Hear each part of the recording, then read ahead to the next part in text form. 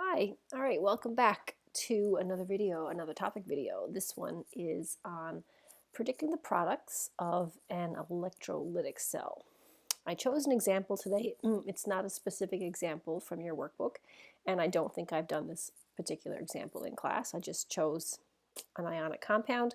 I used the table of standard reduction potentials to pick something that was going to be similar to the water reaction, so we'd have a good sort of comparison to look at for this example. This is aluminum bromide, and it's an aqueous solution of aluminum bromide. So this is going to go into our electrolytic cell, this aqueous solution. You're going to connect your voltage, your battery, and we want to know what is the products that are going to form at your anode and your cathode, and then what is the minimum voltage required for this particular cell. So when you see a question like this on your test or on your final exam, it's going to be worded something along the lines of predict the products at the anode and cathode for this aqueous solution, and what is the minimum voltage for this electrolytic cell. So you're looking for something along those lines in terms of a particular question. When you start this question, so we're looking at aluminum bromide and water, of course, because this is aqueous, you always want to write a reduction reaction for your positive cation. You're going to write an oxidation reaction for your negative anion. And then because this is aqueous, we are also going to write a reduction reaction for water and an oxidation reaction for water. So we're going to have two possible reductions and two possible oxidations. And you're going to decide then, based on the voltages, which one is actually going to occur. So my cathode side, and I would just make a little sort of note to myself, that's my reduction side. I want a reduction reaction for aluminum. So you're asking yourself, well, where do I get this reaction from? This is from the table of reduction potentials. So I'm going to try to show this here. This is from your data booklet. I know it's not going to be big enough that you guys can actually probably read it from this video, but you're going to want this table from your data booklet when you do your quiz this week and also on your exam. And you're going to look and you're going to find the aluminum reaction, and it's quite near the bottom. It's actually right there. And everything on this table, of course, is a reduction reaction. It's a table of standard reduction potentials. So we can leave this example, this reaction, exactly as it's written. Al3 plus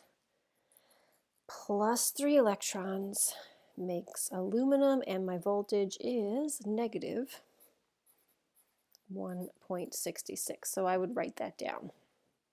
I also want a reduction for water. The water reaction that's on here, and I've said this to you in class, make sure you kind of highlight this on your table so you don't have to look for it every single time. It is this one here, the negative 0.83. And again, I know it's a bit blurry on this particular, trying to show it through the camera, but get this table for yourselves. And it's the negative 0.83 is the reduction of water. So I'm going to write that one down. 2H2O plus 2 electrons makes 2OH minus plus hydrogen. This is negative 0.83 volts. So that's my cathode side, my two possible reduction reactions. Now I'm going to also need an anode side, of course, and my two possible oxidations. I want an oxidation reaction for bromine. So I look up on this table, I find where bromine is on the table. It's right near the top, but again, everything on that table is reductions. So if I want bromine as an oxidation, I have to reverse it, I have to turn it around. And I'm going to get 2 Br minus makes Br2 plus 2 electrons, and don't forget to switch the sign of your voltage, so this is actually negative 1.06 volts. I also want the oxidation of water. Okay, so don't forget where that one is on your table, and I mentioned to you to point it out. It's the 1.23. It's almost near the top. It's about 7 or 8 down from the top.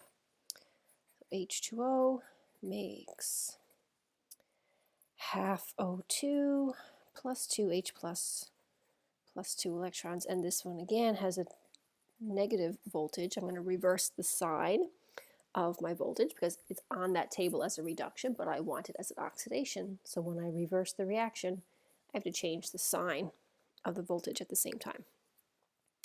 So here's my two possible cathode, my two possible reduction reactions, two possible oxidation reactions for the anode. The one that occurs is the one that is more positive. So of the two possible cathodes, the aluminum or the water reaction is more positive. Negative 0.83 is more positive than negative 1.66. Of the two possible anode reactions, the bromine reaction is the more positive. So negative 1.06 is more positive than negative 1.23. Those are the two that are going to occur first if I'm applying just the minimum voltage. So once I know the two that are going to occur, I can very easily choose my two products. My product for my cathode is going to be the hydrogen gas. It's going to be hard to collect this 2OH minus. This is in solution. It's an ion. It's not necessarily like a tangible product that you could physically collect.